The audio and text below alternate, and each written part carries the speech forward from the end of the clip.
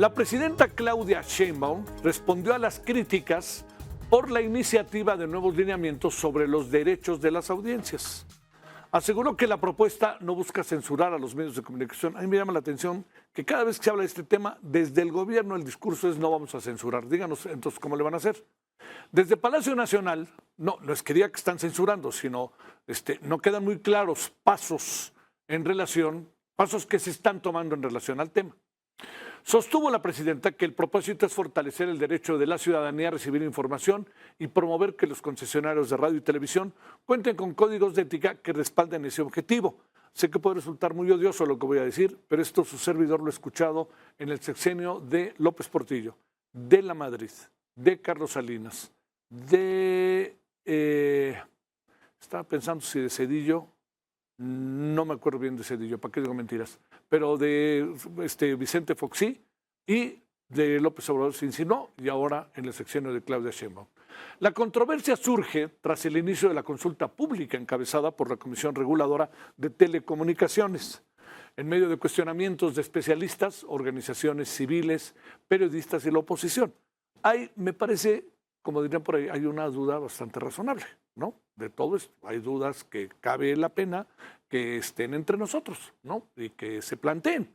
Entre los puntos que más debate han generado se encuentra la obligación de diferenciar con claridad la información de la opinión, una medida que diversos sectores consideran podría influir en la autonomía editorial de los medios. Este es un asunto muy delicado y apunta desde en otras ocasiones a que hay una crítica a que en función, en muchas ocasiones, de apelando a la información, hay elementos propagandísticos y elementos incluso publicitarios. Yo recuerdo hace algunos años, a lo mejor usted también, si pertenece a mi generación o un poquito más joven, que en el caso de Enrique Peña Nieto, cada vez que aparecía en los noticieros del Canal 2 de Televisa, lo que sucedía es que al final, antes de ir a un corte comercial, aparecía una nota de Peña Nieto en Metepec inaugurando una planta hidráulica, por decir algo. O en Atlacomulco inaugurando un kiosco, vaya usted a saber, o dando un discurso. El público en sentido estricto no sabía si lo que estaba detrás de esto era un anuncio o era una nota informativa, porque en muchas ocasiones el conductor ni siquiera la presentaba. Simplemente terminaba la nota y ¡pum! Entraba esto y entraba el corte comercial. Eso fue motivo de debates grandes y es muy probable que esta presencia que de repente se dio en todos lados de Peña Nieto tuviera una de estas estrategias como un eje para estar en todos lados, muy probablemente. La consejera jurídica, Luisa María Alcalde, explicó que las sanciones contempladas en la propuesta se limitan al cumplimiento de obligaciones administrativas. Por ejemplo, contar con un código de ética. Esto le quiero decir que desde hace tiempo el código de ética existe. Eso es muy importante que lo sepa. Muchos medios de comunicación, así de sencillo, hay un código de ética. Bueno, designar a una persona defensora de las audiencias. Hay muchos medios de comunicación que tienen defensoría de las audiencias. Ofrecer mecanismos para recibir quejas, igual. No quiere decir que porque ya estén no hay que considerarlas. También rechazó que el Estado vaya a determinar qué contenidos son verdaderos o falsos, al señalar que esa responsabilidad recaerá en los propios medios mediante sus lineamientos internos. Todo este mensaje desde el gobierno tuvo un objetivo claro: tratar de desactivar las preocupaciones por un posible riesgo a la libertad de expresión. Que hay muchos medios que mienten abiertamente, pero para la democracia es mejor un esquema como el que planteamos que censurar. Y que la gente haga su propia opinión. Si el código de ética dice voy a ser plural, es público y no se es plural, Bueno, la gente va a decir, bueno, pues, ¿cuál es esa ética? Que ni siquiera se cumple con su código de ética. El asunto, como usted y yo lo sabemos, pues recae en los medios privados, porque son los primeros que están en la línea, pero también en los llamados medios públicos de gobierno, ¿no? Digamos, permítame recordar, cuando el servidor trabajó en el Canal 11, que días aquellos, cada 15 días el defensor de la audiencia se sentaba con su servidor en el noticiario para hablar de todas las, yo diría, opiniones, referencias, informaciones que la audiencia del Canal 11 presentaba, y el defensor de la audiencia hacía toda una revisión, muy bien hecha, por cierto, y entonces las planteaba de manera pública a través del canal. Y las referencias de la audiencia eran igual contra un programa, por igual, fíjese, un cambio de horario también, hasta sobre su servidor. O sea, así funciona la audiencia. Pero eso, que fue muy importante, de repente quién sabe qué pasó con ello, pero fue muy importante porque estaba el canal del Instituto Politécnico Nacional cumpliendo con las obligaciones que por ley y convicción tenían que ver con la Defensoría de las Audiencias, a través de un defensor. Bueno, sobre el tema, el Partido de Acción Nacional tomó el tema otra vez de los lineamientos como una de sus principales críticas al gobierno federal. Ahora plantea que las mismas reglas alcancen a la presidencia de la República. El dirigente nacional del PAN, Juan Romero Herrera, adelantó que su partido buscará que la conferencia mañanera del pueblo incorpore el derecho de réplica. Desde su perspectiva, si ese espacio funciona como un medio de comunicación, también deberá ofrecer la posibilidad de responder a los señalamientos que ahí se realizan. Para la dirigencia panista, la propuesta sobre el derecho de las audiencias representa un riesgo de censura y de mayor control sobre los medios de comunicación. Además, el panista cuestionó la posibilidad de que el gobierno tenga injerencia en determinar qué información puede considerarse verdadera. Con o parte de esa postura, el PAN impulsará que el derecho de réplica forme parte de los nuevos lineamientos y puede ejercerse durante las conferencias matutinas de la presidenta Claudia Sheinbaum. La oposición sostiene que ese mecanismo permitiría responder de manera inmediata a las declaraciones realizadas desde Palacio Nacional. La Mañanera es un programa de televisión donde todos los días se presentan cifras a modo, se difunde información innumerables veces falsa y donde se pretende imponer una verdad oficial. ¿Y quién los vigila a ellos? ¿Quién obliga al gobierno a rectificar si es que se equivoca? Que lo hacen. ¿Quién a ellos les pone límites? Nadie.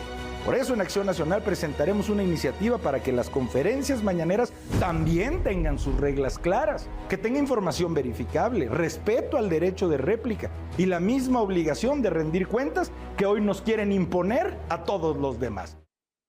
Mire, este es un asunto que sé que va a ser políticamente incorrecto lo que voy a decir, pero en sentido legal no tiene la razón el señor presidente del PAN. ¿Por qué?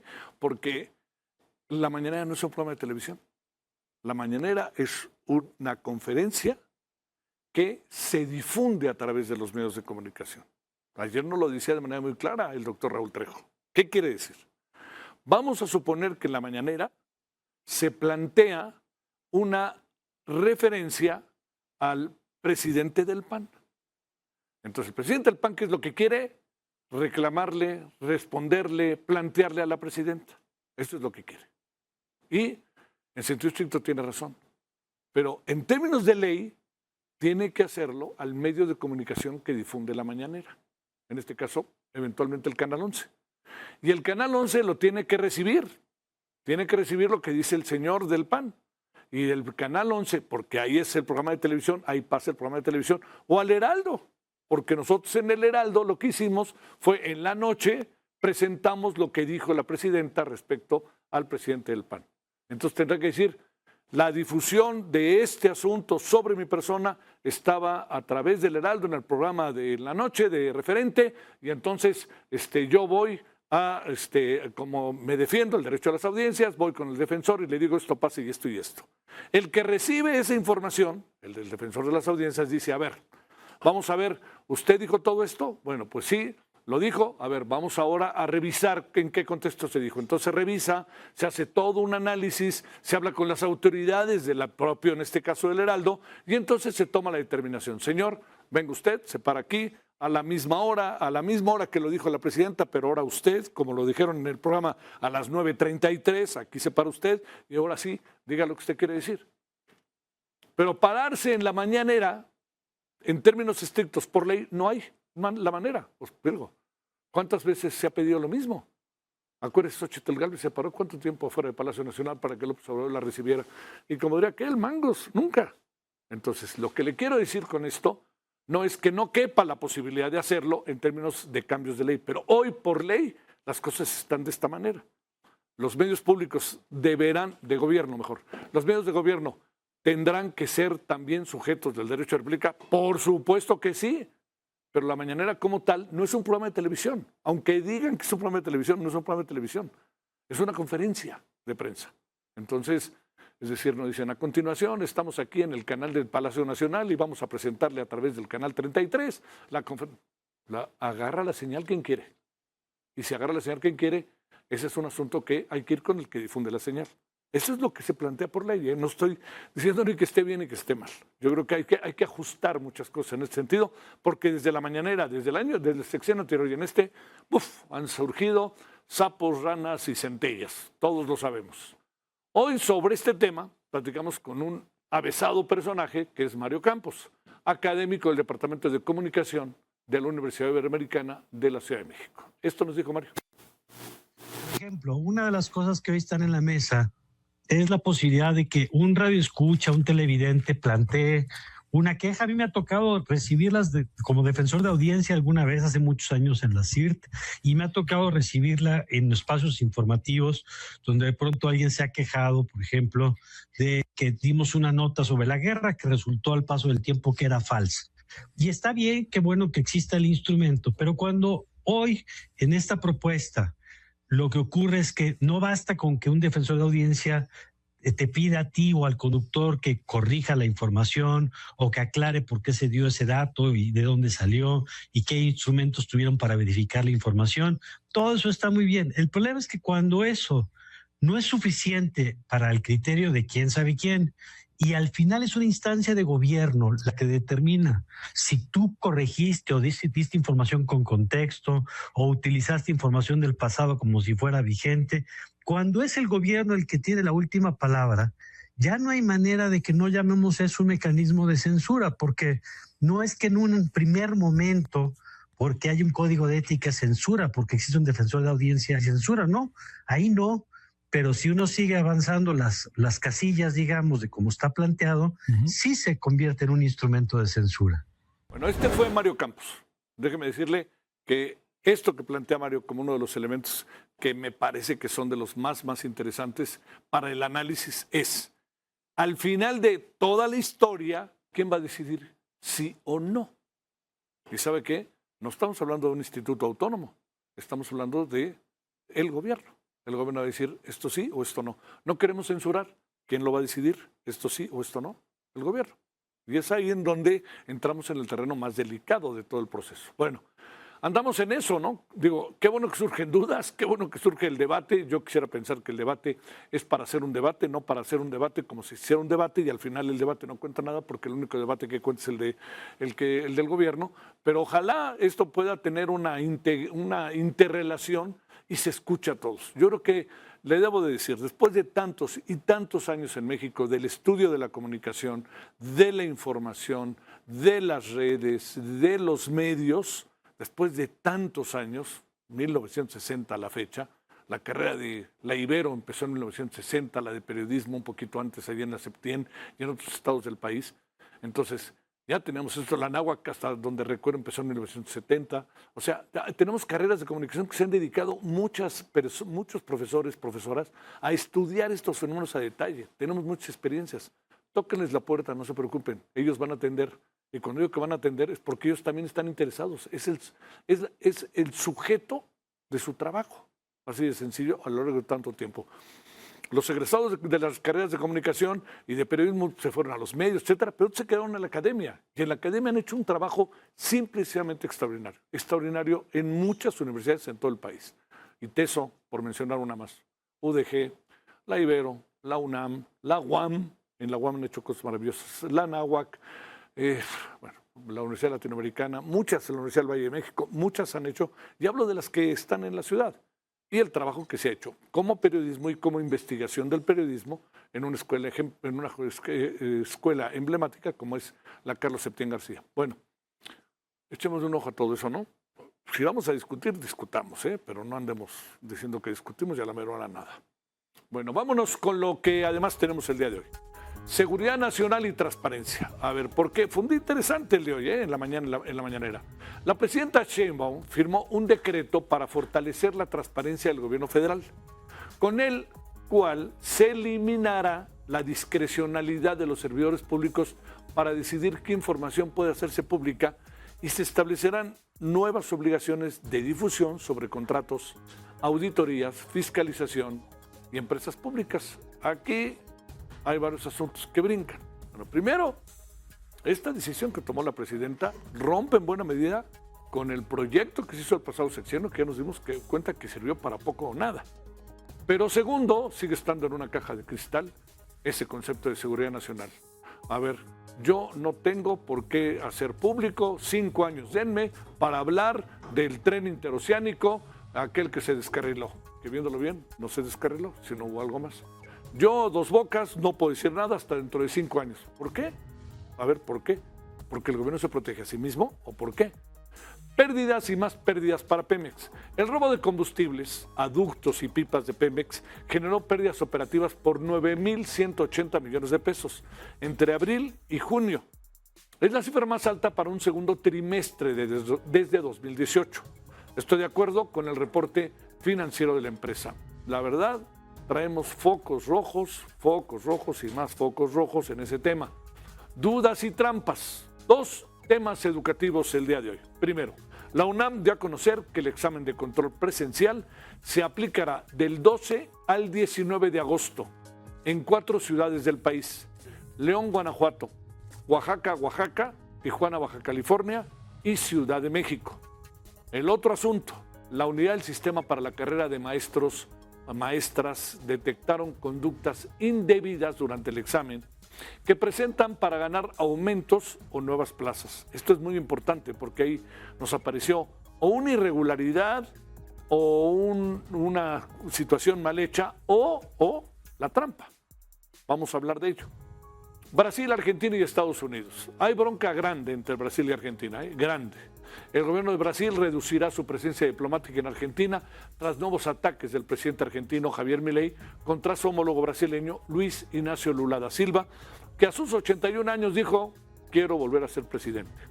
De igual manera, Estados Unidos, aquí viene la otra parte, canceló la visa de la embajadora en Washington, María Luisa Biotti, como medida de reciprocidad por la demora del gobierno brasileño en conceder el beneplácito al embajador estadounidense designado para Brasilia. Le quitaron la visa, pero aquí se sabe por qué. Por una cuestión estrictamente política, porque Brasil no le concedió el visto bueno al embajador estadounidense en Brasilia, y eso generó que, pues ahí les va, ustedes no lo hacen, pues yo le quito la visa, y seguramente la embajadora ya viene de regreso desde Washington hasta Brasilia. Y tenemos, como todos los días martes, la presencia de la embajadora eminente Marta Bárcena. Como cada martes va a estar con nosotros Marta Bárcena, la embajadora. Hoy hablará sobre la justicia y el buen gobierno. Bueno, traemos asuntos que espero que les sean interesantes: seguridad nacional y transparencia. Esta mañanera de hoy entonces se habló de estos 2 temas: pérdidas y más pérdidas para Pemex, dudas y trampas, dudas en la UNAM, trampas en las plazas, en los exámenes para el magisterio, Brasil, Argentina y Estados Unidos, y la presencia de la embajadora Marta Bárcena. Bueno, buenas noches, que haya sido bueno el día. Vamos a una pausa y vamos a hablar sobre este decreto que firmó la presidenta Sheinbaum para que la información gubernamental sea más transparente y accesible. Un decreto que en buena medida rompe con lo que vivimos 6 años con el presidente López Obrador. Vamos y regresamos.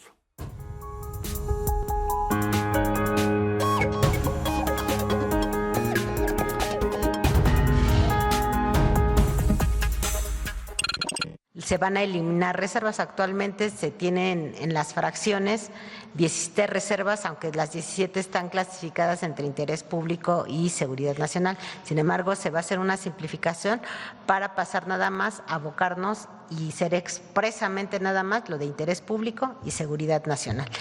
Y de preferencia se va a dar prioridad a que la información que se reserve no solo sea temporal, sino también se publique, aunque se reserve alguna, se publique en versiones públicas, preferentemente cuando ocurra que haya información de interés público y de seguridad nacional.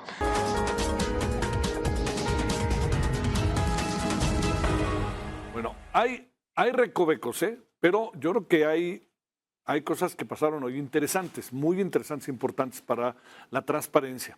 Y pienso yo también quizá la rendición de cuentas. El tema de seguridad nacional sigue siendo un enigma, me digan lo que me digan, ¿no? ¿Por qué 5 años? ¿Porque le conviene al gobierno? Es decir, o proteger o cuidar qué. Este es el asunto. Uno entiende que si está el tema del Mencho de por medio, uno entiende bien que quienes por parte del ejército participaron, hay que mantener en secrecía total los nombres de ellos. E incluso de los que perdieron la vida. Es un asunto de principio. ¿Por qué? Porque la delincuencia organizada, al saberlo, puede actuar. Hay que cubrirlos, hay que protegerlos. Pero me pregunto si un caso como el del Mayo Zambada, en donde está muy claramente establecido, circunscrito, yo diría que a unas 10, quizás 12 personas, de las cuales hasta donde hoy en la información oficial no hay un solo personaje del gobierno en términos de las Fuerzas Armadas, policía o algo parecido, pero sí están de por medio políticos, se diga vamos a guardar la información 5 años por seguridad nacional. ¿A quién protegemos? O sea, como ve, el criterio va para un lado o va para el otro lado. Hoy la presidenta, como fuere, hoy la presidenta firmó un muy interesante decreto para la información gubernamental, para que ésta sea más transparente y accesible a su consulta, y precisar que ya no quedará a la discreción de funcionarios la reserva de documentos relacionados con seguridad nacional o de asuntos bajo litigio. Ya veremos. De igual manera, aseguró que enviará al Congreso una iniciativa de reforma a la ley de transparencia para que las disposiciones del decreto se incorporen a la legislación en la materia. De acuerdo, como usted vio parte de ello, con Raquel Buenrostro, secretaria de Anticorrupción, el decreto se orienta en 4 áreas: contratos de gobierno que se actualizarán cada mes. Se publicarán los estados financieros de Pemex y la Comisión Federal de Electricidad. Se invitará a estados y municipios a adoptar el mismo estándar de transparencia. Este asunto es ahí uno de los más delicados. ¿Cómo le vamos a hacer con los estados en donde se mueven desde... Y además la presidenta no puede ordenar, ¿no? Porque los estados son autónomos. Entonces los estados tendremos que confiar en que los estados se van a portar bien y los gobernadores. Reducirán de 17 a 2 los motivos para reservar datos, interés público y seguridad nacional. Con el de seguridad nacional podríamos tener, así que por eso es importante atender. Toda esta información se incorporará en la Plataforma Nacional de Transparencia creada hace 8 años, aunque ya fue actualizada para recibir nuevas herramientas para facilitar la descarga y el análisis masivo de información.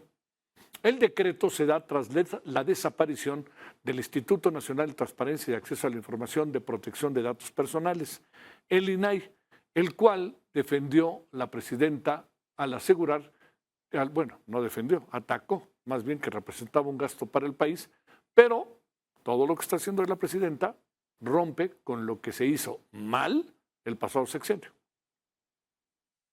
Representaba un gasto enorme, más de 1,000 millones al año. Se hizo el decreto en donde se concentra en la Secretaría de Anticorrupción y Buen Gobierno el portal de transparencia y el derecho a la transparencia del pueblo de México, a la información de todo lo que hace el gobierno de México. En ese momento dijimos, no se necesita tanta burocracia para que la información sea transparente. La reserva de información ha sido una práctica constante desde la pasada administración. El caso más reciente es el del gobernador con licencia de Sinaloa, Rubén Rocha Moya, cuyos intercambios diplomáticos entre México y Estados Unidos fueron clasificados por la Secretaría de Relaciones Exteriores. Háganme el favor, ¿por qué? A mí no me queda muy claro por qué. Otro expediente protegido es el del caso del Pío López Obrador, hermano del presidente López Obrador. por el video en que se observa que recibe dinero en efectivo. Recibió la lana en efectivo en sobres amarillos, hombre.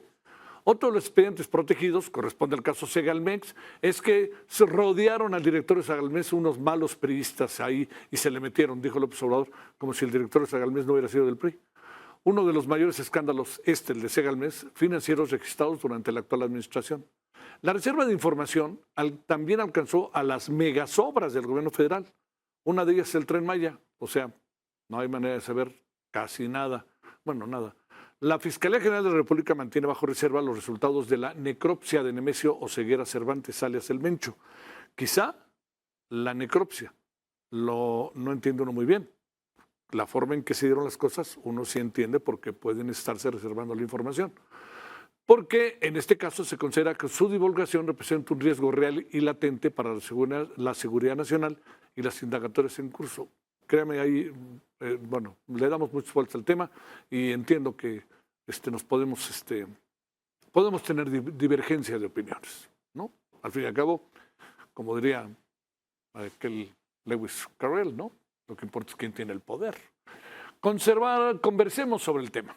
Ángeles Estrada, directora de la Iniciativa de Transparencia, Anticorrupción y Digitalización. Ángeles, te saludo como siempre con mucho gusto. Muy buenas noches. Hola Javier, muy buenas noches, gracias por la invitación. A ver, con todo este preámbulo que nos hemos aventado, querida Ángeles, ¿cómo ves las cosas? Yo doy un punto de partida que me parece que tiene cosas positivas, pero seguimos teniendo en esa caja de cristal y que solamente los que gobiernan tienen la llave de entrada y salida, que se llama Seguridad Nacional. De acuerdo, ¿no? Entonces, empezamos por eso, que es además un elemento que siempre, cuando hablamos de transparencia, tratamos, que es la parte de seguridad nacional. Seguridad nacional es, como tú bien lo mencionas, una caja de Pandora. Que además, las únicas personas que tienen la llave de esa caja son la Suprema Corte de Justicia. Y porque ellos son los intérpretes últimos de ese concepto. Y esas personas, como sabemos todos, pues ahora mismo se inclinan, digamos, hacia un ámbito político que favorece a Morena. Entonces, no es secreto para nadie, está sumamente estudiado y dicho por expertos. Entonces, pues imagínate, las personas que tienen la capacidad de justificar y de explicar el concepto y los alcances de la seguridad nacional son personas que atienden a las instrucciones de la Presidenta de la República. A ver, ¿qué piensas del documento firmado, Ángeles? El decreto se llama de esta forma, fíjate, ya desde el nombre está mal, ¿no? Decreto por el que se determina la información adicional que de manera proactiva publicarán los sujetos obligados del Poder Ejecutivo Federal. De manera proactiva, la transparencia proactiva es un concepto que se maneja desde hace varios años en México y los elementos que definen a la transparencia proactiva son tres, que es voluntario, que es útil y que es claro, ¿no? Y la voluntariedad significa que va más allá del mínimo que marca la ley. Si una ley te está marcando que tiene que ser obligatorio, que tengas que publicar tal cosa, entonces ya no es proactiva, ¿no? Entonces, ya empezando por ahí, conceptualmente tenemos varios problemas. Luego, analizando lo que señala el decreto, pues en realidad es que yo no encuentro muchas cosas distintas a lo que ya establecía la Ley General lo que establece la Ley General de Transparencia y Acceso a la Información. En realidad es que creo que hay muy pocas cosas que se adicionaron con base en lo que ya estaba establecido en la Ley General de Transparencia. Y lo que me preocupa es que sea un decreto que solamente aplica para el Ejecutivo Federal y como lo mencionabas, ¿qué va a pasar en los estados? Vamos a estar esperando que de buena fe también ellos incluyan proactivamente, ellos sí, esta información, alguna adicional, ahorita voy a mencionar algunas cosas que sí creo que se incrementaron, pero ¿por qué no hacerlo a través de una reforma a la Ley General de Transparencia? ¿Por qué no incluir, si lo vas a incrementar el derecho, ¿cierto? Entonces, ¿por qué no lo incluyes dentro de la Ley General? ¿Por qué lo sacas como un decreto? ¿Por qué? Pues no sé, en realidad es que tengo esa duda, no sé si es que a la presidenta le dio flojera iniciar el proceso legislativo, no sé si es que no les interese que los estados realmente publiquen la información que Además, legalmente, en la Ley General de Transparencia, ya está establecido que tienen que publicar. Entonces, no, en realidad es que no entiendo muy bien cuál es la razón, o a lo mejor, pensando bien, es que quisieron hacer mucho más eficiente el proceso, entonces no se quisieron ahorrar todo el proceso legislativo y lo obtuvieron a través de un decreto. A ver, ¿hay un rompimiento con lo que venía haciendo López Obrador? Me parece que en el papel sí lo hay, decía yo, Ángeles. ¿Dónde identificas tú que sí lo... O sea que, digamos, ¿es diferente la forma en que se abordan las cosas ahora a como se abordaron en el pasado sexenio? ¿O las ves iguales? En realidad es que la veo, digamos, creo que de fondo son exactamente iguales, aunque de forma han tenido digamos, el acierto de presentarlo de una forma mucho más agradable al oído del ciudadano. Exacto. Entonces, el hecho de que decreten o que dentro de que firmen un decreto, que la presidenta emita un decreto señalando lo que ya está establecido en la ley desde el 2015, pues me parece, pues sí, en realidad es que no me parece productivo, no creo que sea, creo que es un elemento adicional para pararse el cuello y para decir, nosotros sí somos más transparentes. Y en realidad es que no están haciendo nada distinto a lo que ya se había hecho con anterioridad a través de la legislación de transparencia. Entremos al tema de las consideraciones sobre seguridad nacional, sobre qué sí, qué no, y sobre todo, todos los conceptos, remitirlos a dos: transparencia y seguridad nacional, lo que se puede difundir en pocas palabras y lo que solamente yo me encargo de saber. Y bueno, en este caso, en el caso del decreto, específicamente, como lo mencionaste, pues son cosas relacionadas con contrataciones públicas. Hey. Eso está sumamente estudiado, hay jurisprudencia y hay criterios de lo que fue el INAI y a los órganos de transparencia de los estados, obligando a las instancias gubernamentales, a hacer, tanto estatales como federales, a hacer públicos estos documentos, digamos, para transparentar el ejercicio y las obligaciones de estos órganos del sector energético, ¿no? Hay algunas cosas, digamos, que me parece que se ampliaron con este decreto. Por ejemplo, ahora se incluye también que tienen que ser transparentes los estados financieros, ¿no? Los informes sobre la situación financiera, las actas de creación. Ahora, si tú revisas las leyes internas de la CFE, por ejemplo, estas tres cosas ya estaban establecidas dentro de sus obligaciones de transparencia. Sí. Entonces, y regresando a la parte de la seguridad nacional, este es el verdadero problema de... Este siempre ha sido un problema de la transparencia. No lo voy a circunscribir a Morena. Esto ha sido un problema desde que la transparencia apareció en la Constitución y se implementó como un derecho que se puede ejercer en el año 2001. Y es que se le da esta posibilidad a las autoridades de argumentar que cierta información pone en peligro la seguridad nacional. Ya lo habíamos comentado antes, pero el concepto de seguridad nacional no se puede aplicar por las autoridades sin decir cuál es el daño presente, probable y específico que se genera a través de esa información que no se va a hacer pública. Esto por lo regular las autoridades no lo hacen, nunca lo justifican. Lo único que dicen es por seguridad nacional. Para eso estaba el INAI, para establecer cuáles eran esos criterios del daño. Ahora bien, actualmente no tenemos ese órgano. Lo que esperamos es que la autoridad del Ejecutivo, el órgano, la Secretaría de Transparencia y Buen Gobierno, Anticorrupción y Buen Gobierno, sea quienes confirmen que la información que se requiere afecta a la seguridad nacional. ¿Y eso qué implica? Bueno, implica que después, para implementar eso, se tiene que ir a la Suprema Corte de Justicia para que entonces sean ellos quienes determinen si efectivamente esa información afecta a la seguridad nacional.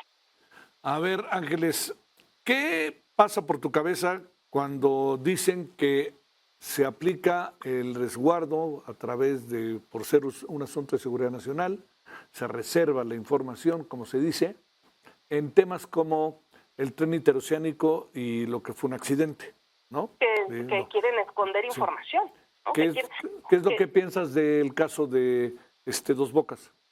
Que quieren esconder información. O sea, ¿en qué momento, cuál de esa información, ¿no?, que se genera a partir de ese hecho, pone en riesgo la seguridad de esta nación? ¿Por qué saber cuáles son las razones por las que estas situaciones acontecieron pone en riesgo la seguridad de esta nación? Entonces, no termino de, o sea, no me puedo explicar, y será que no soy la autoridad competente para tener ese nivel de imaginación, pero de verdad no me puedo explicar por qué esa información puede poner en riesgo la seguridad de la nación, no la seguridad pública, la seguridad de la nación, no los datos personales, la seguridad de la nación. Sí. ¿Por qué crees que no se puede saber nada del Tren Maya, del AIFA, de lo que tiene que ver incluso con el caso del secuestro del Mayo Zambada? Pues principalmente porque el caso del Mayo Zambada ese lo dejaría aparte, pero los otros casos que acabas de mencionar, me parece que es porque hay información que el gobierno no quiere dar a conocer y que la dará a conocer cuando ya no sea posible iniciar procesos o cuando sea mucho más complicado iniciar procesos o las personas implicadas ya no estén en México. Yo qué sé, lo que pienso es que están escondiendo información. Con respecto a lo del Mayo Zambada, tal vez hay algunos elementos de la información que se pueden solicitar del caso del Mayo Zambada, algunos elementos pueden poner en riesgo la seguridad de la nación. Por ejemplo, no sé, señáleme cuál es la estrategia de el ejército para determinar el espacio sobre el cual se va. Claro, esas cosas de estrategia, ¿no?, que implican elementos de estrategia dentro del ejército, las corporaciones policíacas, pues sí, eso tal vez puede poner en riesgo la seguridad de la nación. Imagínate que alguien lo sepa, que lo sepa algún narcotraficante, pues eso los puede hacer vulnerables. Pero fuera de esa información, todo lo demás, además de que ya está público en Estados Unidos y a través de otros medios de comunicación, no veo por qué no se puede dar a conocer. Ángeles, te mando un gran saludo como siempre y gracias que estuviste con nosotros, Ángeles Estrada. Que pases buena noche. Igualmente, gracias y hasta pronto. Hasta pronto, gracias.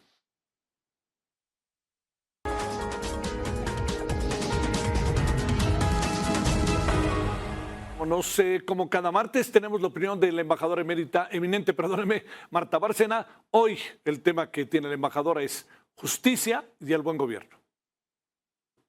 Buenas noches, Javier, y buenas noches a nuestro auditorio de Referente en el Heraldo Televisión.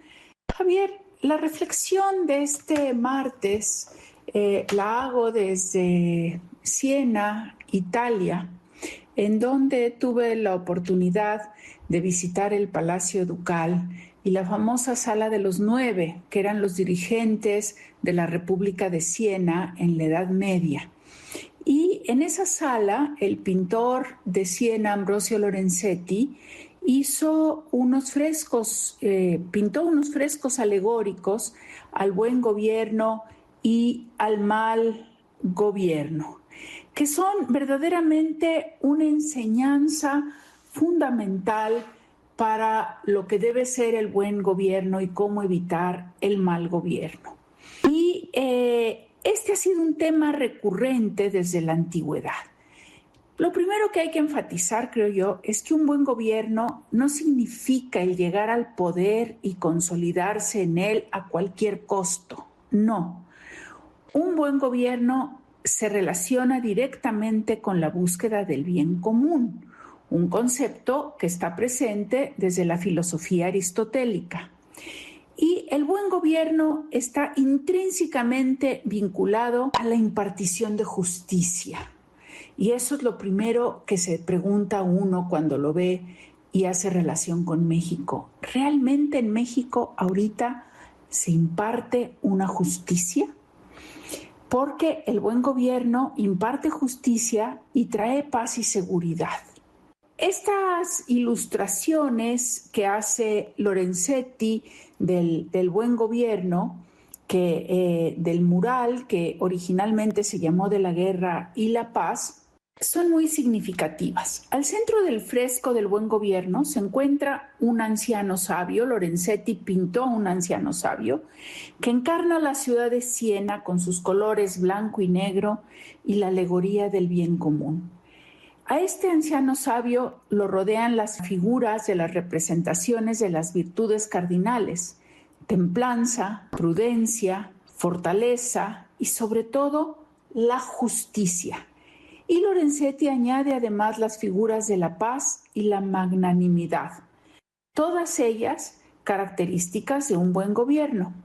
Esto se ve, el buen gobierno permea en el campo y la ciudad. ¿Cómo permea? Dándoles seguridad. Por ello, el campo y la ciudad en el buen gobierno están poblados de trabajadores, artesanos, campesinos, educadores, y Lorenzetti, también con figuras alegóricas, dice que el consenso y la confianza son centrales para el bien común. En el fresco relativo al buen gobierno, también hay otras alusiones a la justicia.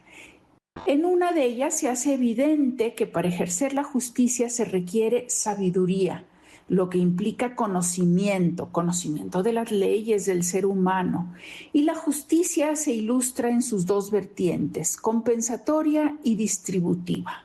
En cambio, en la alegoría del mal gobierno, que está representada por una figura demoníaca que encarna un tirano, la justicia se encuentra sometida, atada de pies y manos, llorando.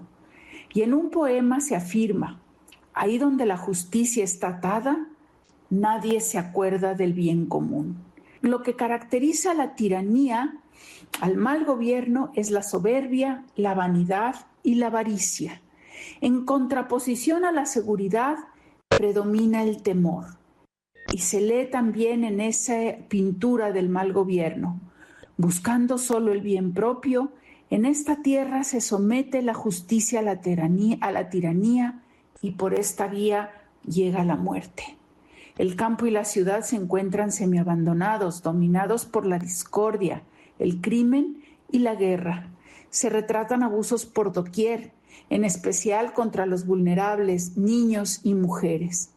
Lorenzetti pintó la vida en tonos oscuros. A pesar de que el fresco del mal gobierno está muy dañado, se puede todavía ver con claridad los efectos del mal gobierno. Por eso pienso, Javier, que ojalá los gobernantes de hoy aprendieran de esta pintura, de la importancia de la justicia, la seguridad y la concordia para un buen gobierno, y del enorme riesgo que es el someter a la justicia al poder del gobierno, del tirano, y propiciando con ello la discordia y el temor, características de un mal gobierno. Buenas noches, Javier. Wow, qué interesante, ¿no? Y además Siena, que es una ciudad bellísima, relativamente cerca de Florencia, y en Italia. Bueno, vamos a hacer una pausa, vamos a regresar para hablar sobre las pérdidas para Pemex por el mal manejo, por cómo se le exprime, por el huachicol. Además ya nos damos cuenta que ahora ya en todos lados hay, en muchos lados, como en Reynosa también hay huachicol, por estas pérdidas en donde aparecen millones de litros de huachicol en puertos, y resulta que no se detiene a nadie. Igual pase la barredora acá en Tabasco, en fin. Pues para todo lo que sufre Pemex, ¿qué tal si le cuento que ahora hay todavía más elementos para hacerlo sufrir? Y además, el sub y baja con los precios de la gasolina y del petróleo debido a lo que está pasando entre Estados Unidos e Irán. Bueno, vamos a la pausa, regresamos con ese tema. El tema del huachicol es una cosa terrible para Pemex y para el país en su conjunto, Le cuento que muchas cosas han venido sucediendo en relación al huachicol. Déjeme mencionarle algunas que platicaremos ahorita con Ramsés Pech, que me parece que es hay muchos elementos que nos pueden ayudar. A ver, localizaron y desmantelaron 4 instalaciones usadas para el procesamiento ilegal de combustible en San Luis Potosí, Hidalgo y Morelos. Fue un operativo realizado por autoridades estatales, federales y la Fiscalía General de la República. Hallaron estos lugares por denuncias anónimas que ocasionaron las labores de inteligencia para asegurarlos. En San Luis Potosí, por ejemplo, alertaron sobre el ingreso constante de autotanques. En el lugar se encontraron contenedores de 80,000 litros y maquinaria para la extracción de hidrocarburos. En Tezayuca, Hidalgo, encontraron el inmueble con 32 contenedores y 456,000 litros correspondientes a combustible. En Cuautla, Morelos, tras una denuncia por el ingreso frecuente de pipas escoltadas por camionetas, habitantes de la zona señalaron olores frecuentes a petróleo y otras sustancias químicas. El huachicol en México no desaparece, al contrario, aumenta. Tan solo entre abril y junio de este año, 2026, las Pemex registró pérdidas por 9,180 millones de pesos por robo de combustible, principalmente gasolina y diésel. Esto representa un aumento real de 15.4% respecto al 2025 y un 665% en comparación al 2019, durante el gobierno del expresidente López Obrador. Estas cifras solo contemplan al diésel y la gasolina, junto con el método de sustracción ilegal de ductos, quedando fuera el huachicol fiscal, que se refiere, esta es la otra parte, a la omisión de declarar impuestos por los hidrocarburos, o bien pagar un arancel menor al importarlos bajo otros conceptos, que ya aparece otra palabra, aditivos. Con enorme gusto recibimos a Ramsés Pech, especialista en el sector energético. Querido Ramsés, como siempre, gracias. ¿Cómo has estado, Ramsés? Buenas noches, ¿cómo te ha ido? Bien, Javier, ¿cómo estás? Aquí en Estados Unidos andamos. Bueno, a ver, cuéntanos. Esto del huachicol, que todos lo señalamos hacia el señor Rufo, ¿hacia quién? O sea, ¿qué pasa cuando esta industria, déjame ponerlo entre comillas, Ramsés, crece y se resulta incontrolable, y el gobierno un poco dice, bueno, son centros de operación, pero en el fondo es huachicol y son casi refinerías? Sí, y aquí hay que establecer que esta forma de tener combustibles en forma clandestina ya está diversificada. Primero tenemos el robo de combustibles a los ductos de Pemex, que es lo que estamos viendo en los últimos días, sobre todo en los problemas que tiene Pemex, en la pérdida que tiene más de 9,000 millones, lo que va a llegar casi a más de 30,000 millones de pesos este año. La segundo es lo que tenemos de la importación de combustibles de otro nivel arancelario, en donde supuestamente ya no debería estar sucediendo esto por las investigaciones que lleva México y Estados Unidos. Luego tenemos ya las fraccionadoras, y creo que hay que corregir ahí, no son refinerías, son fraccionadoras, porque meten una materia prima como puede ser condensado y obtienen ciertos productos como naftas ligeras y algunos combustibles. Y luego tenemos el otro, que es donde pasan cierta cantidad de producto en ciertos transportes, como pueden ser los carrotanques, con un mayor volumen, declarado en un menor volumen. Todo esto que acabo de comentar, de estas 4 formas que ya están detectadas por el gobierno mexicano, pues indiscutiblemente que laceran sobre todo al erario público, derivado de que no se cobra el IEPS, y hoy que se está dando estímulos sobre todo para controlar el precio de los combustibles como la gasolina y el diésel, pues esto sin lugar a dudas disminuye los ingresos del país. A ver, ni cómo hacerle, es una industria delincuencial que pasa. ¿Por quién pasa todo esto, querido Ramsés? ¿Qué piensas? Bueno, yo creo que aquí debemos dejarlo bien claro. En el robo de ductos debe de haber una coparticipación, porque ya hay sistemas SCADA, se puede determinar quién está entrando, cuánto producto está entrando y los volúmenes, cómo se está sucediendo. Entonces hay que revisar si el sistema SCADA está realmente haciendo su función. En cuanto a la importación de combustibles, eso creo que debemos de tener muy en claro, que hoy con las nuevas legislaciones y que la Secretaría de Energía hoy está poniendo una mayor rigurosidad, y también el gobierno de Estados Unidos de cómo se importan los combustibles y todo lo que hemos viendo, bueno, ya no debería estar pasando esto. Luego tenemos las fraccionadoras, que son las que tienen las plantas que hemos visto en ciertas partes de nuestro país, en donde estas, sin lugar a dudas, alguien debe de saber que esto es un equipo que se está utilizando en forma indebida y se está obteniendo combustible. Y lo de los combustibles que se reportan en un menor volumen cuando se pasa una mayor cantidad, sin lugar a dudas, el SAT y todos los que son agentes aduanales, todos los que compran el combustible, comercializadores, distribuidores y estaciones de servicio, sin lugar a dudas, algunos de ellos tienen que tener una participación y deben de saber, junto con el gobierno, de acuerdo a los volúmenes y todo lo que se lleva en la comercialización en este mercado de combustibles. Complicidad entonces, querido Ramsés.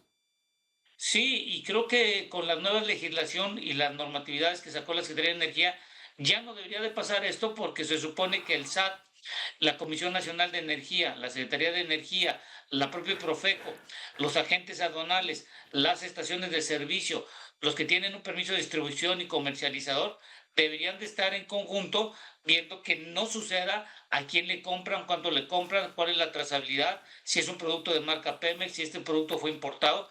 Todo el mundo sabe en este mercado hacia dónde y quién lo compra y cómo se vende. Y sin lugar a dudas, el gobierno tiene toda esta información y la pregunta aquí es, ¿qué está pasando que no se están deteniendo a las personas que realmente están cometiendo actos indebidos? ¿Qué te parece el caso Rufo? ¿Qué alcanzas a saber de ese Ramsés? Yo creo que hay que esperar, ¿no? Porque, a ver, cuando eres un representante legal es muy complicado que tú estés todo en el día. Eres un representante legal y tú debes de firmar ciertas características del producto que tú importas ante la agente aduanal y todo lo demás. Hay que ver que realmente si se estaba estableciendo el producto como era importado, si como era el representante legal o parte del negocio.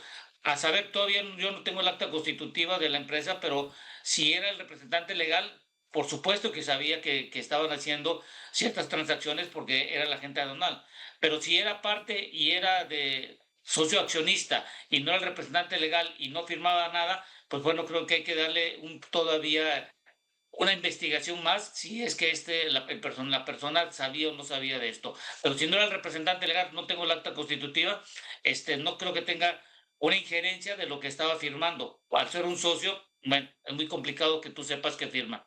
Oye, el gran derrotado en todo esto sigue siendo Pemex. Sí, y creo que el problema que no estamos observando es que entre más tengamos el problema de las 4 formas del combustible que no se cobra el IEPS, más problemas va a tener el gobierno porque ahorita de la fecha que empezó el conflicto bélico que tenemos hoy en día, que ha subido los precios del barril, más o menos el gobierno ha dejado de recaudar más de 90,000 millones de pesos entre el IEPS de gasolina y diésel. Súmale esto al IEPS que no pagas del robo del combustible, pues estamos hablando ya con los 9,000 que acaba de reportar Pemex y todo lo demás, calculemos, ya debe haber una pérdida al erario casi de 150,000 millones de pesos por el hecho de no darle estímulo para poder controlar el precio de los combustibles. Súmale lo que no pagan los combustibles robados y todo lo que conlleva. Imagínate esa cantidad de dinero, el gobierno que no está ingresando, ¿cómo le va a hacer? Tiene que ser deuda. Tiene que ser deuda. Oye, Ramsés, esta parte en lo que corresponde a la parte legal, a lo que el gobierno acorde con sus aparatos, el Estado, más bien dicho, con sus fiscalías, con sus investigaciones, ¿por qué todo parece como todavía tan pantanoso, como si de repente aparece, como vimos estos días, algo en Reynosa, aparece algo en Altamira, aparece algo en San Luis Potosí, aparece algo en Guanajuato, y como que de repente el propio gobierno pone cara de sorpresa? ¿Es eso? ¿Se le debe de llamar huachicol, como de repente el gobierno llama, ahora son centros simplemente de producción? Pues a ver, hay que dejar algo muy claro. La ley que tenemos hoy en día, que la Secretaría de Energía, si tú eres un particular, tú puedes tener una refinería, puedes tener una fraccionadora, puedes transformar los hidrocarburos y puedes hacer lo que tú creas conveniente. No es una protesta solo de Pemex. En la ley está permitido esto. Tienes que sacar un permiso ante la Secretaría de Energía y la Comisión Nacional de Energía.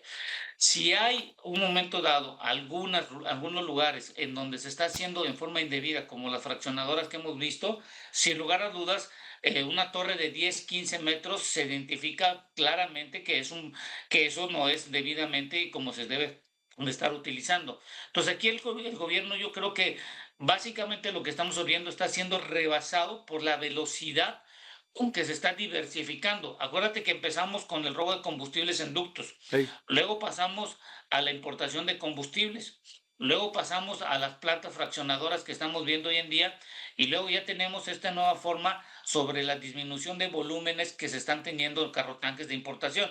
Entonces, la diversificación que se está teniendo está rebasando al gobierno y creo que esto, vamos a ver, no sé, dentro de poco vamos a ver otra forma que se tiene que inventar, porque ya lo dijo el gobierno de Estados Unidos, que donde se apalanca la parte de las gentes que tienen del crimen organizado, pues deriva mucho de esta parte de las ventas de los combustibles. ¿Se está diversificando el crimen organizado del que conocíamos originalmente como el narcotráfico en esta materia?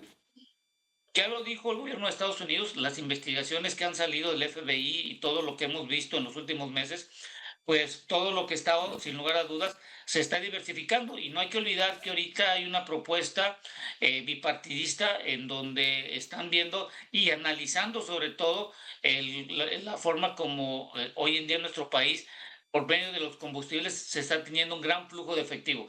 Te dejo nada más, el mercado de combustibles en nuestro país fluctúa entre 2 y 3 billones de pesos anualizado el flujo de efectivo que se mueve por la cantidad de combustibles que se tienen. Imagínate toda esta cantidad de flujo que se maneja en forma diaria, que son millones de pesos, sí, es simplemente algo y es algo atractivo para todo el crimen organizado. Pero la pregunta aquí es, ¿tendrá el gobierno la suficiente capacidad para poder hacer y armar las investigaciones respectivas? Porque, sin lugar a dudas, vemos algunos que son capturados, pero otros, como vimos en los 4 que se acaban de tener, pues no hay ningún detenido. Oye, a ver, una cosa final. Se habla mucho de que la herencia que deja Víctor Rodríguez, el exdirector de Pemex, pasa por muchos contratos sin licitar. ¿Esta es una práctica habitual en Pemex? ¿Pemex tiene las atribuciones para hacerlo? ¿O ahí qué es lo que tú sabes, Ramsés, a este respecto? Bueno, mira, cuando tú haces una licitación en Pemex, haces una licitación pública. Esa licitación pública en un momento dado se puede declarar desierta porque no cumplieron, ya sea técnica o económicamente. Si es una urgencia en la política y en las licitaciones y en la ley de Pemex, se permite hacer que puede ser de estrategia para la compañía y por lo tanto se puede sacar desde un punto de vista de una asignación directa. Eso sí se puede hacer. El problema es, ¿qué empresas son las que están asignando estos contratos? Si esas empresas, porque Pemex hace lo que llamamos nosotros el compliance y la revisión, sobre todo jurídicamente, que cumplan desde un punto de vista técnico-económico, la realidad es, realmente se están revisando esas asignaciones directas a empresas que tengan las experiencias, porque muchas de estas empresas no lo tienen y lo que hacen es que subcontratan a otras empresas para hacer la operación y ahí viene el problema sobre el pago de los proveedurías. Y la realidad es que si no le pagan a una empresa que en su momento dado tenga la tecnología y tenga la forma de hacerlo, pues imagínate a qué otra empresa están contratando que se avienta para poder tener ese contrato y la realidad es que a saber en manos de quién está la operación hoy en día. Recordemos que Pemex, la mayoría de los trabajos que realiza, tiene que subcontratar empresas. Híjole. Oye, complicadísimo todo, ¿no, mi querido Ramsés? Y se va a poner peor, porque si siguen surgiendo el huachicol por todos lados, imagínate. Sí, y creo que aquí lo que me llamó mucho la atención revisando el reporte de junio, Sí. estamos importando una mayor cantidad de gasolina y de diésel de bajo azufre y gasolina magna. Esto es importante porque las refinerías hoy en día envían una mayor cantidad de combustóleo comparado con el mes de mayo. Y esto significa que las refinerías, aunque le están metiendo más crudo, está saliendo menos cantidad de combustibles como gasolina y diésel. Y esto, sin lugar a dudas, nos va a traer como una mayor importación. La demanda está aumentando. Yo pensé que iba a disminuir la demanda de gasolina y diésel. Está aumentando esta demanda. La gasolina de premium está disminuyendo por el precio, pero esto sin lugar a dudas nos va a llevar a un problema en el mediano y en el largo plazo. Y tú recuérdate que en el 27, pues lo más seguro es que el tratado trilateral se cancele, surjan los bilaterales y a saber cuáles van a ser los términos y condiciones, sobre todo de la exportación que haga Estados Unidos hacia México y la rigurosidad que va a tener, sobre todo a quién le vende y cómo le venden el combustible que viene a México. La Dos Bocas, supones, del 100%, ¿a qué capacidad estará trabajando? Uy, esa es una buena pregunta. Ahí revisé lo de junio Sí. y está al 42%. Hemos visto que tiene muchas fallas y paros operativos no programados. Como tú y yo lo hemos platicado, todavía siguen pruebas y esto me preocupa y creo que lo que más importante es que veo muy lejos todavía que veamos una refinería olmeca que trabaje por arriba del 90%, cuando menos 30 o 40 o cuando menos unos 8 meses que trabajen por arriba del 90% los 24 horas del día, las 24 horas del día, los 7 días de la semana. Hasta el momento hemos visto ciertos picos que pueden llegar al 80%, pero no es constante. El promedio se ha mantenido en el mes de junio el 42% y este 2026 entre el 40 y el 50% de utilización. Ramsés, te mando un gran saludo, como siempre. Gracias que estuviste con nosotros. Gracias por la confianza, cuídate. Hasta luego, cuídate mucho, Ramsés. Hasta luego.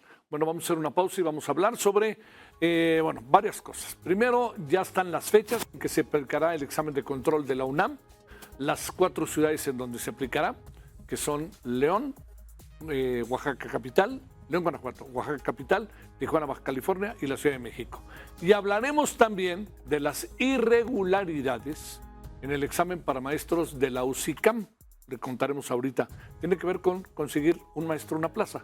Pues hubo irregularidades y parece que hay la posibilidad de que haya habido trampas o algún vivo se haya metido o viva. Vamos a eso, si le parece, después de la pausa. Presentados por Value, la tasa de interés interbancaria a 28 días bajó 0.06 puntos para ubicarse en 6.74%, mientras que los CETES a 28 días disminuyeron 0.03 puntos y se ubicaron en 6.17%. El índice de precios y cotizaciones de la Bolsa Mexicana de Valores se situó en los 66.833 puntos, con un aumento de 0.20%. El FTSE Viva alcanzó los 1.352 puntos, con una subida de 0.21%. En el ámbito internacional, el Dow Jones se ubicó en 54.085 unidades, con un incremento de 1.71%. El Nasdaq subió 2.59% para alcanzar 26.584 unidades, y en Brasil Bovespa disminuyó 0.06% a 177.894 puntos. En el tipo de cambio, el dólar al menudeo bajó 0.39 puntos para cotizar en 17.68 pesos. Al mayoreo disminuyó 0.38% a 17.25 pesos, mientras que el dólar fix cayó 0.35% a 17.27 pesos. El euro bajó 0.20% y se vendió en 19.91 pesos, y la libra esterlina disminuyó 0.21% para ubicarse en los 23.23 pesos. En el mercado accionario mexicano tuvimos algunas alzas destacadas. Grupo Aeroportuario Centro Norte subió 3.67%, Grupo Carso avanzó 3.43% y Sitios Latinoamérica 3.20%, pero también hay caídas importantes. Alterna Asesoría Internacional cayó 6.94%, Grupo Vasconia 6.59% y Vista Energy disminuyó 3.86%. Estos fueron los indicadores financieros más importantes del día presentados por Value.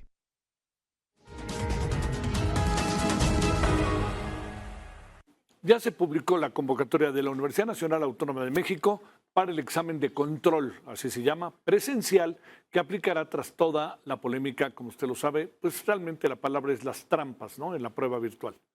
A partir de mañana los aspirantes podrán consultar en el micrositio del concurso de selección a licenciatura 2026 los listados, entidad académica y modalidad en el puntaje mínimo requerido para ser candidato o candidata a presentar la prueba de control. El 7 de agosto los aspirantes que cumplan con el puntaje mínimo obtendrán su cita. Ese día les indicarán fecha, horario, sede, croquis de ubicación y la documentación requerida. Finalmente, el examen presencial se va a aplicar en 4 sedes, entre el 12 y el 19 de agosto, la semana que entra. En León, Guanajuato, se va a realizar el 12 y 13 de agosto. O sea, es regional para que los que quieran entrar a la UNAM, que están en esa región, ahí puedan acercarse. Oaxaca capital, el 13 de agosto. Tijuana, Baja California, 15 y 16 de agosto.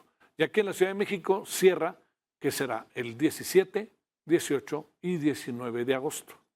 Bueno, esto, mientras la UNAM sigue con esta polémica, este es otro de los temas que tenemos para cerrar la emisión hoy, de un nuevo caso de posible trampa por parte de maestros. El fin de semana, 52.974 docentes realizaron una prueba vía remota del llamado UCICAM para obtener una promoción horizontal. Las autoridades detectaron conductas indebidas durante la aplicación. La UCICAM exhibió a 2 personas que emplearon su celular y a un aspirante que colocó una fotografía impresa de sí misma frente a la cámara. Cabe mencionar que el 30 de julio la UCICAM reportó que una persona ofrecía las respuestas del examen por 8,000 pesos. Por su parte, algunos profesores denunciaron que recibieron exámenes que no correspondían con su perfil, por lo que la UCICAM les pidió repetir la prueba horas más tarde por un error en la asignación de exámenes. En eso andamos. Marco Fernández, investigador, profesor de la Escuela de Gobierno y Transformación Pública del TEC de Monterrey, coordinador del Programa de Educación y Anticorrupción en México de México Evalúa. Marco, gracias como siempre por tu participación. ¿Cómo te va? Muy buenas noches. ¿Ante qué estamos para ir por partes primero, para ya cerrar una parte del problema, una parte nada más del problema en la UNAM?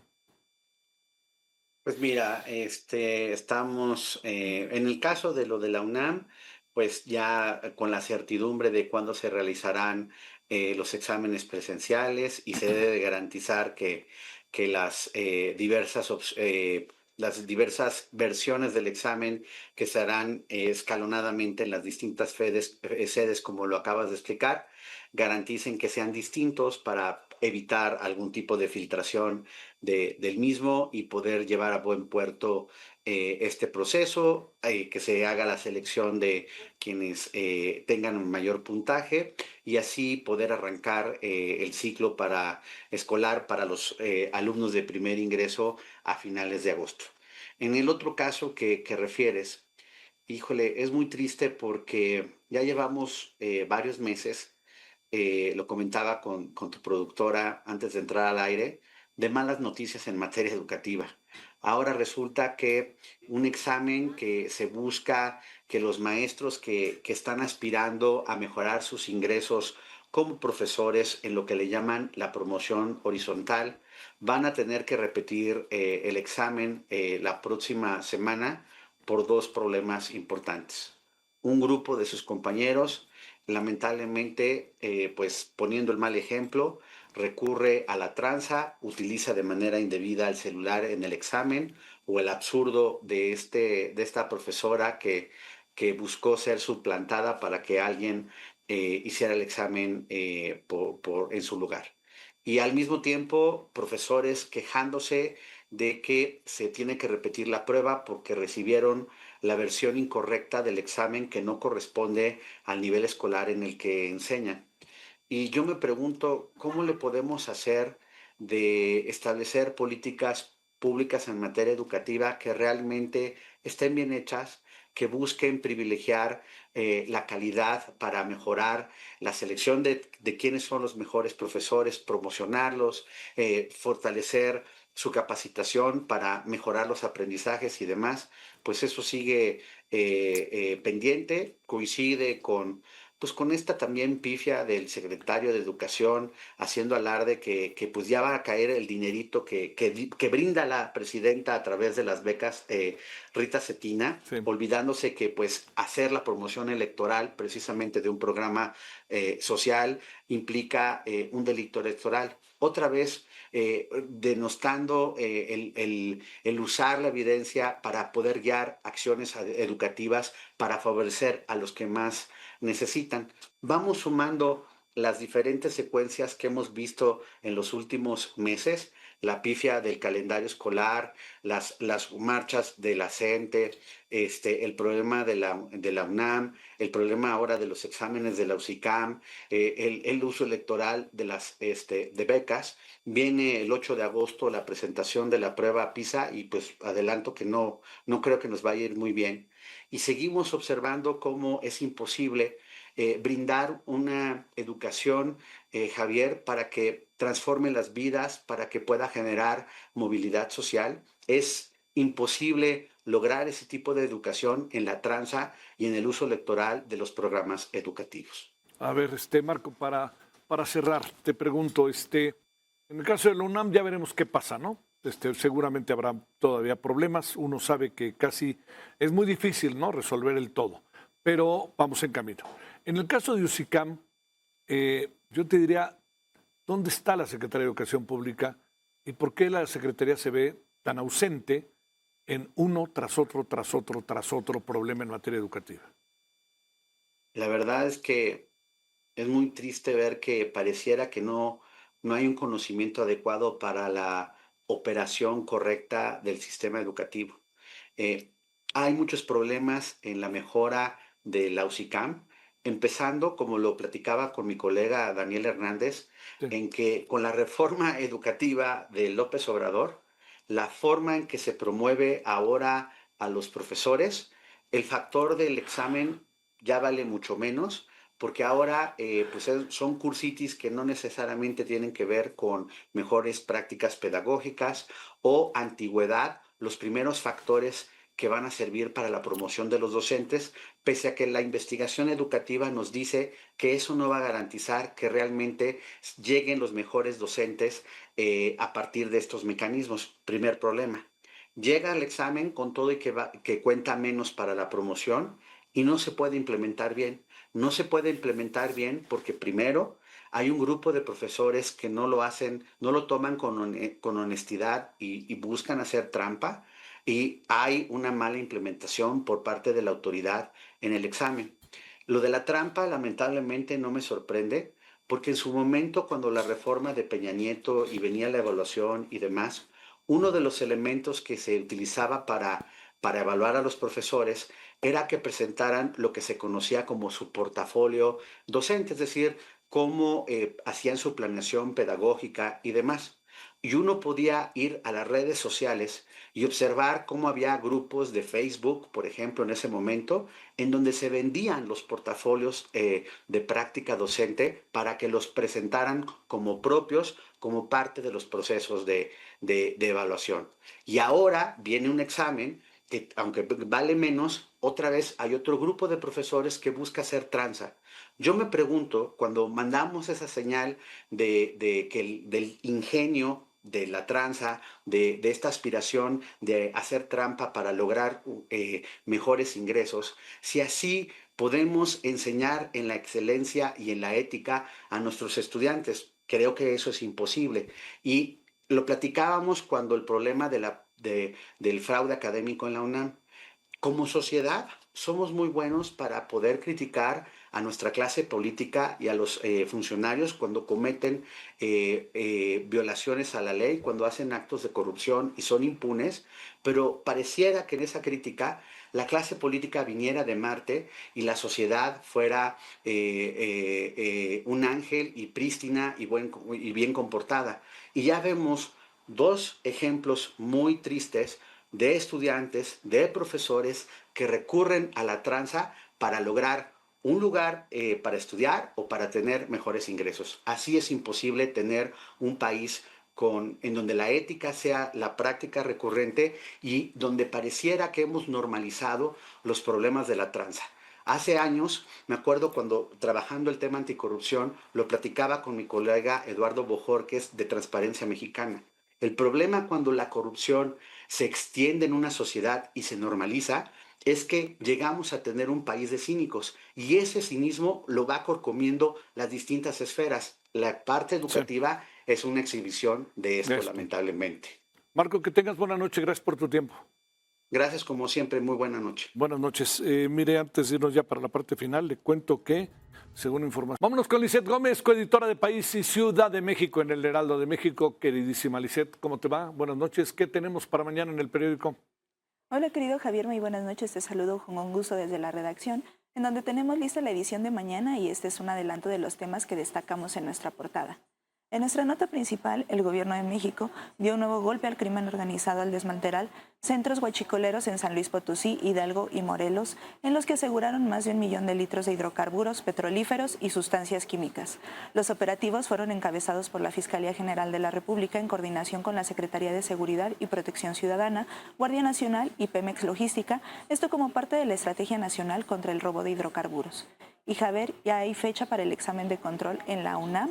La máxima casa de estudios informó que la segunda vuelta se realizará del 12 al 19 de agosto. La institución educativa informó que la decisión se tomó con base en la recomendación de la Comisión Técnica de Personas Expertas y que a partir del viernes 7 de agosto, las y los aspirantes que cumplan con el puntaje mínimo para repetir la prueba podrán ingresar con su clave personal para obtener su cita con fecha, horario, sede, croquis de la ubicación y la documentación requerida para presentar esta evaluación.